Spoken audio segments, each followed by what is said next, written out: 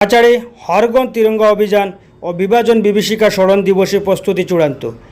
7 August আগামী 9 থেকে 15 August পর্যন্ত চলা হর ঘর তিরঙ্গা অভিযান এবং 14 অগাস্ট বিভাজন বিভীষিকা স্মরণ দিবস উপলক্ষে যাবতীয় ব্যবস্থা চূড়ান্ত করতে শুক্রবার কাছাড়ের জেলাশাসকের কার্যালয়ের নতুন সম্মেলন কক্ষে একটি সমন্বয় বৈঠক অনুষ্ঠিত হয়।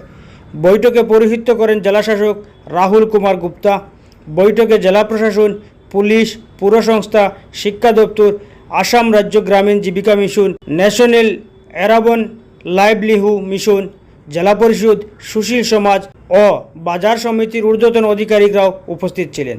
জেলাশাসক জানান, এই অভিযানের 3টি প্রধান অংশ রয়েছে: হর ঘর তিরঙ্গা, বন্দে মাতরম সঙ্গীত পরিবেশন এবং বিভাজন বিভীষিকা স্মরণ দিবস পালন।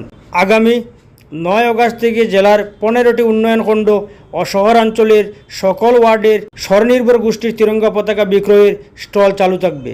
গোলদিঘি মহল অন্যান্য বীর ভবন এলাকায় আকর্ষণীয় বিক্রয় কেন্দ্র স্থাপন করা হবে। সকল সরকারি ভবন, দপ্তর, অমৃত সরোবর এবং জলজীবন মিশনের পরিকাঠামো আলোকসজ্জায় সজ্জিত করা হবে। শহর জুড়ে থাকা মূর্তিগুলো পরিষ্কার ও সুসজ্জিত করা হবে।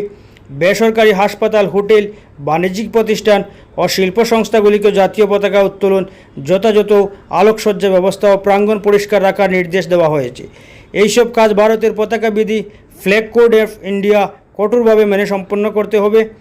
বৈঠক অভিযানের সকল বাস্তবায়নের জন্য সংশ্লিষ্ট দপ্তর ও সংস্থাকে সম্মিলিতভাবে কাজ করার আহ্বান জানানো হয়।